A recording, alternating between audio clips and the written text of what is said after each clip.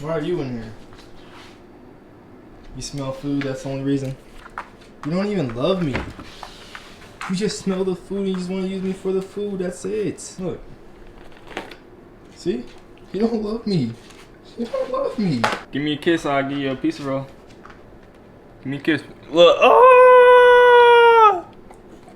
Only cause you gave me a kiss. Family. What is up, bruh? Does it look like I got a new lens? For the longest, bruh, ever since I got this camera, I've been filming with active stabilization, bro. So basically what that does, it crops like so much of my camera. Like literally back then I was probably filming like this much. But now like I turned it off and like we got the wider perspective and I'm so blessed now. So I'm actually filming at 16 millimeters. I think it's been about 22 days since I've made a YouTube video or posted another YouTube video.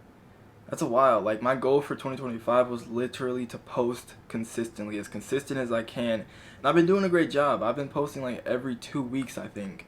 But now it's kind of messed up. And I realized once I was posting like bi-weekly, bruh, my views were going down like bad. Like I think like max 100 something views. And that's, I'm not like derailing. Like those views are still good. But I was just noticing like a big decline once I started to post every 2 weeks. So I was like, you know what? Let me see. And even on top of that, bro, I had a slump. I'm not gonna lie. Like I had this creative slump. And even in like my faith as well, like I have not been in the word as much as I used to. And I'm just now getting back into the word. And it's so crazy how I already feel so much better. Okay, let's get a piece rolling. Oh, crunchy. But I've missed you guys, bro. I hope y'all missed me as well. I kind of neglected y'all a lot. I've been neglecting y'all heavily. I'm not gonna lie, I went down south like 2 or 3 weeks ago just to hang out with my friends and I didn't vlog, which is kind of surprising, but I enjoyed not vlogging, just, you know, being in the present moment, not having to worry about recording all the time. I did record one short-term video that I posted on Instagram, so like I'm pretty sure you guys would have saw this already, but yeah, I just didn't record. And what I have been recording, and don't hurt me, don't bash me, bro, but I've been doing sports videography and like sports photography and stuff. So I've been doing that recently, and that's another big reason why I've just been neglecting y'all, bro. Like I've been editing those heavy, bro. Like I got people like texting me about photos and all this stuff, and it's low-key fun thing to do because, you know, I love sports. I used to play sports back in the day, back in my old time, you feel me? So just, you know, being able to go back into the games, and these Chicago dudes are different. These dudes are actually tough. So it actually makes it like 10 times more fun to do that, but hopefully once I get, I don't want to talk about it too soon, but I'm getting a new lens. I don't want to say too much, but once I get that, it'll be 10 times even more fun. Going back home these past few weeks have really been replaying the word fellowship in my head heavily. Like just having the opportunities to hang out with my friends, it's great, especially Christ-centered friends at that. I remember like the beginning of my walk with Christ, bro. Like once you get that discernment, it really starts to get lonely. Like the road gets really lonely. So just having friends now that I've really prayed for, that really back me up, affirm me, give me the confidence and reassurance that I need to keep walking in this day-to-day life, like it's very, very helpful. And if you guys don't have friends like that, pray. Like I remember back in the day, like I was searching and just looking for people, right? I was like making that my foundation. Like I was really, what do you call it, idolizing relationships and friendships with other people because I was just lonely, bruh. But now like that I prayed and the Lord has answered my prayers, it's just been so great, honestly. Me and my friends, we went down to the coffee shop, and it wasn't just about going to the coffee shop and getting coffee because I don't even drink coffee like that. I had coffee one time at Starbucks. Now I think I'm official, bruh.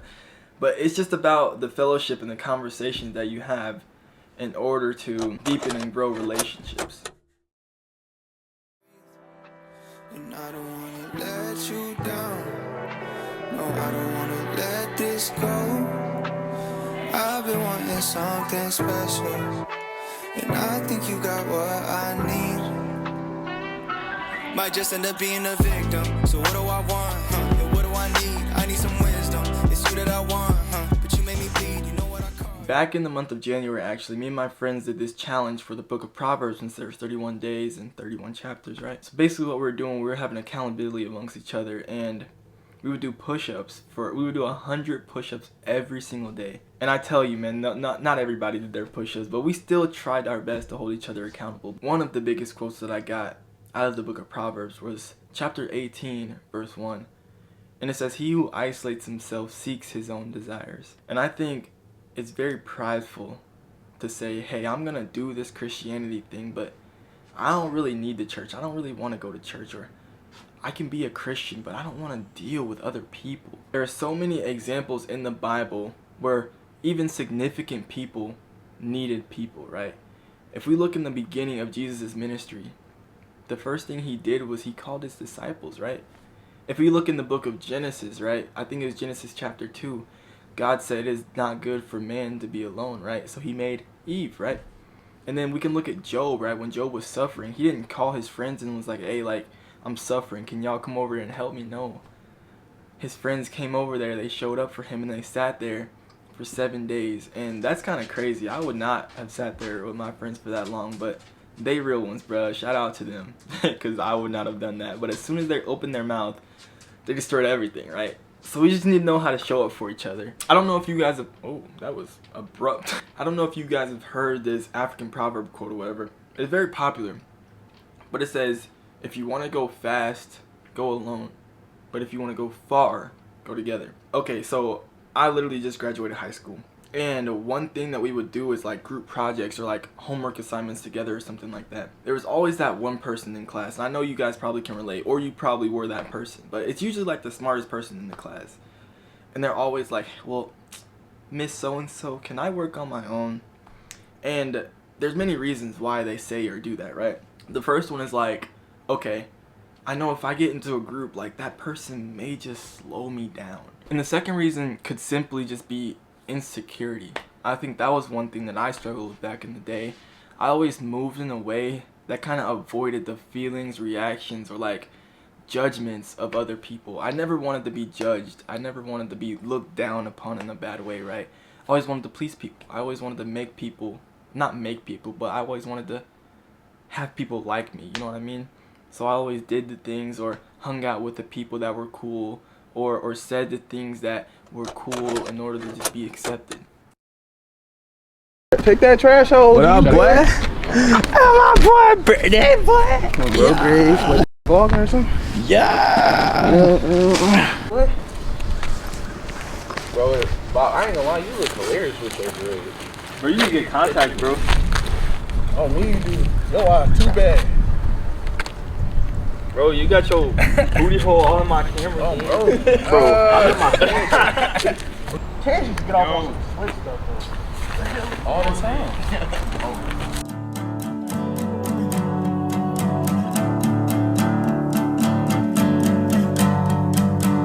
Here comes that time where night ends, where your voice dies out and it's only me. Late night These are the caramel ice lattes. I've almost got the book up. See where the toaster is down there? There's a simple surface of it. Okay. Alright, thank you. Oh, you're welcome, of course. And I've almost got the other one up. But I can run it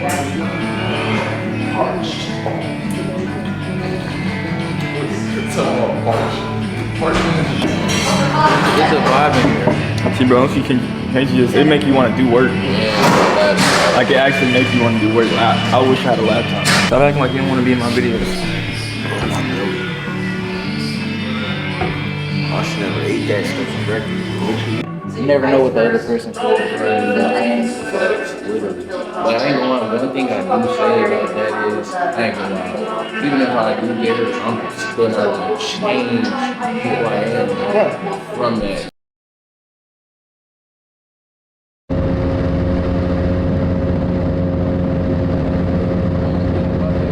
Key, Howdy. what you finna eat, bro? A juicy burger. Probably. I haven't ate it 7 days. I broke the fast today. Burger fries. Ooh, mac and cheese. Do they have mac and cheese at Chili's? Yeah. Ooh, smash mode. First, beautiful. Argue with his girl. No, I'm just trying to clear my name, man. Why they lying, man? Hey. Thank you, Contello. Somebody smell like Underwear. don't you? So stop touching me, boy. Look, he be trying to, like, why do you do that?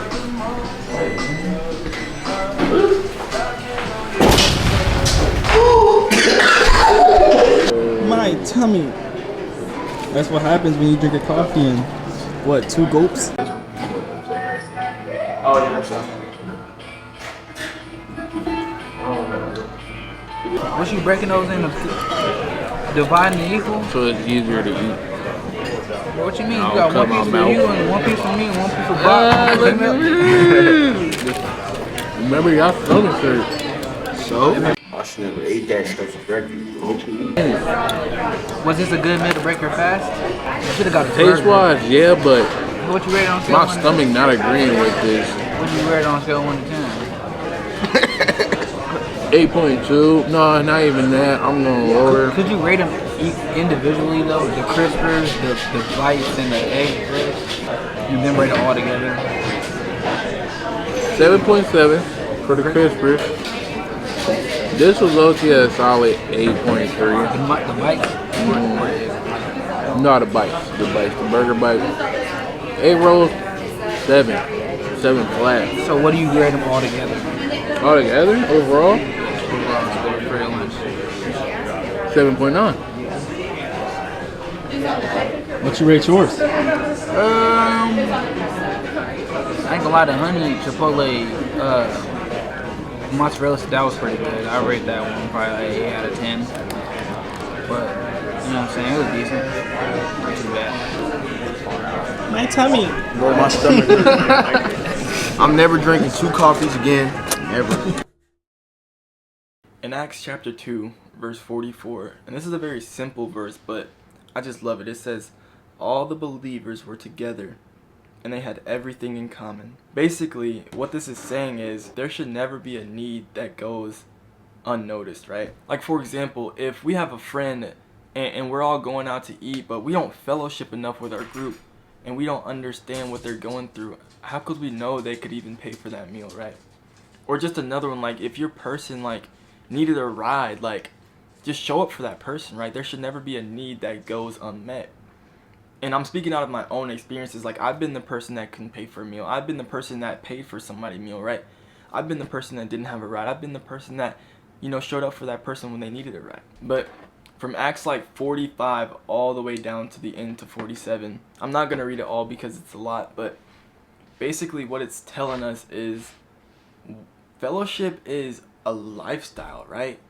It's not just something that we do on Sundays. It's not just something that we do when we want to hang out with our friends. It's a lifestyle, right? Like, honestly, I couldn't even count the amount of times that me and my friends have fellowshipped within one day, right? There's been many days where we had great conversations. There's been this in that same day where somebody was down. There's been that same day where me and my friends maybe have prayed together or ate together or just hung out in that same day, right? It's a lifestyle. It's a way that we should live. If we look at the 10 commandments, there's 4 commandments that honor God, but there's 6 of them that are obviously the rest. 10 minus 4, that's 6, right? But those 6 are to serve and honor people in a respectful way, right? In a way that promotes fellowship amongst us, right? We can't live in a way that's always about me, me, me. We can't live in a way that promotes the fact that we can do this on our own. Like, no, like, as Christians, we need each other, because there's going to be many times where we need to be picked up, or we're withering away. Like, if we look at the parable of the lost sheep, when one withers away, you leave the 99 and you go get him, right? That's what it's about. It's about showing up for your friends in a way that they may need, right? I feel like for me especially, and as men, what we do in situations where people need help is we always try to quick fix things. We always try to find a solution, and that's just like in our instinct. I can't speak for all men because I don't know. We need to know how to show up for that person, right? We need to know when to sympathize. We need to know when to hold somebody accountable, right? At times, like, somebody messes up and they may already know their solution. They may already know what they have done wrong, right? So what we need to do is sympathize, be like, it's okay, affirm each other, right? That's one thing that I really struggled with, man. I would always try to just blame your person. See, you shouldn't have did that. You shouldn't have done this. Why would you even go there in the first place? Don't you think they already probably know that? So we need to know how to show up for each other and learn how to fellowship. And I'm telling you, it's all in the Bible, bruh. Like, I would not know this if I just didn't read the Bible. And it's so crazy because I learned all of this in like the past 4 days. So, but just show up for each other and know how to show up, right?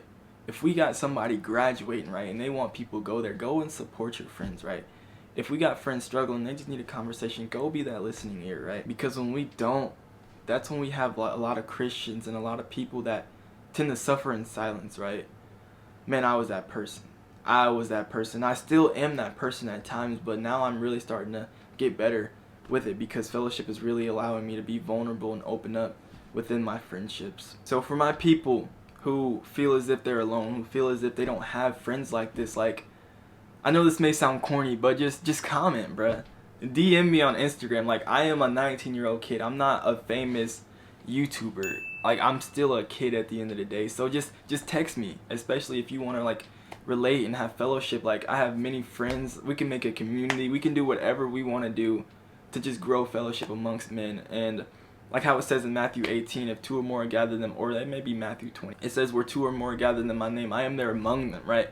So if you need fellowship, if you need Jesus, if you need to know and have that assurance that Jesus is there with you, man, just call on a friend, call on a group, and I promise it'll be life-changing because fellowship has changed my life tremendously, especially if you need to call on a friend for just wisdom, insight, prayer, whatever it is. Like, friends are there for you, though.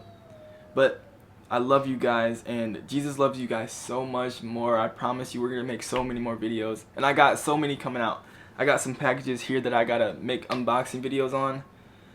Oh, I need to lock in. I love you guys so much. Peace.